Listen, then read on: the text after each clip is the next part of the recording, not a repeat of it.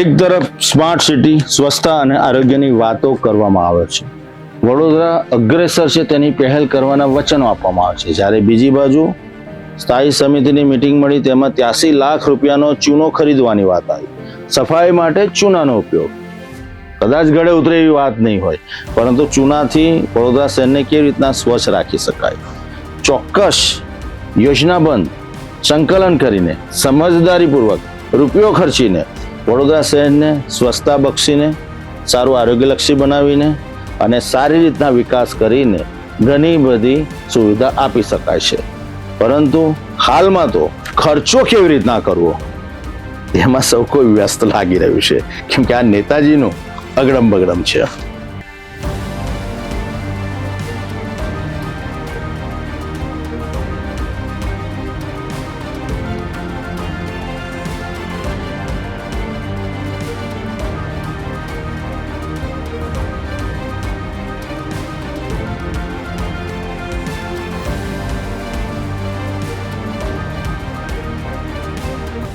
વડોદરા મહાનગરપાલિકા દ્વારા શહેરની સ્વચ્છતા જાળવવા માટે ₹83 લાખની કિંમતનો ચૂનો ખરીદવાનો નિર્ણય લેવામાં આવ્યો છે. આ દરખાસ્તને તાજેતરમાં સ્થાયી સમિતિમાં મંજૂરી પણ આપવામાં આવી છે અને હવે શહેરના વિવિધ વિસ્તારોમાં ચૂનો છાંટવાની કામગીરી હાથ ધરાશે.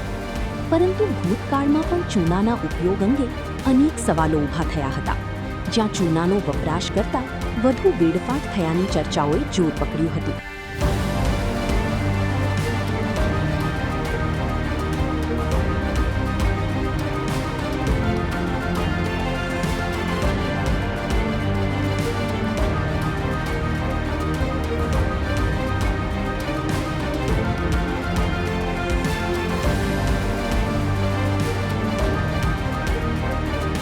આરોગ્ય અને સ્વચ્છતા ક્ષેત્રે કામ કરતી વર્લ્ડ હેલ્થ ઓર્ગેનાઇઝેશન એટલે કે WHOએ પણ ચૂનો છાંટવાથી વિસ્તાર સંપૂર્ણ સ્વચ્છ બની જાય છે તેવો વૈજ્ઞાનિક દાવો સ્પષ્ટ રીતે કર્યો નથી.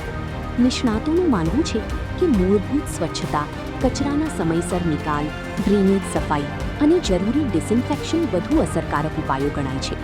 ત્યારે સવાલ એ પણ થઈ રહ્યો છે કે શું રોડ સફાઈ, ગટર વ્યવસ્થા અને કચરા નિકાલને વધુ મજબૂત બનાવવા કરતાં ચૂના પર વધુ ભાર મૂકવો યોગ્ય છે?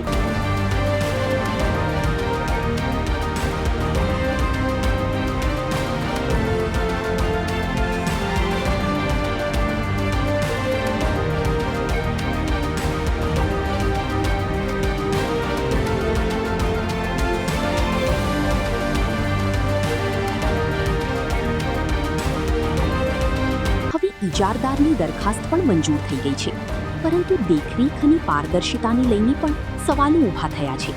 કેટલો ચૂનો વપરાયો, ક્યાં વપરાયો અને તેની વાસ્તવિક અસર શું થઈ તે અંગે યોગ્ય મોનિટરિંગ થશે કે નહીં તે જોવું હવે મહત્વનું બનશે. શહેરની સ્વચ્છતા માટે ખર્ચ ખૂબ જરૂરી છે, પરંતુ ખર્ચની સાથે સાથે પરિણામ અને જવાબદારી પણ એટલી જ છે.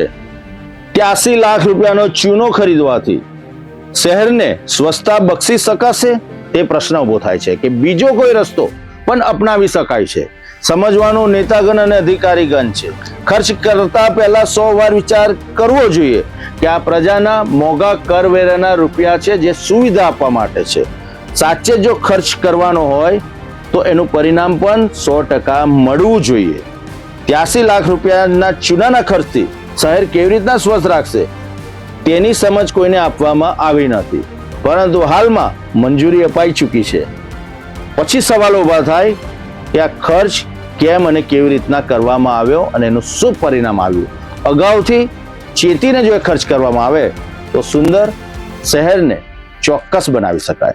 છેલ્લે અમે તો એટલું જ કહીશું કે નેતાજી વર્ષોથી તમારું જોતા આવ્યા છે, તમારું અગડમ બગડમ. અમે તો માત્ર ચર્ચા કરીને નજર રાખી રહ્યા છે. આખા વર્ષ દરમિયાન તમારી દરેક ઘટનાક્રમ પર, દરેક કામગીરી પર ચોક્કસ સવાલ આ વખતે ઉઠવાના છે, કેમ કે આ પણ તમારું જ અગડમ બગડમ છે.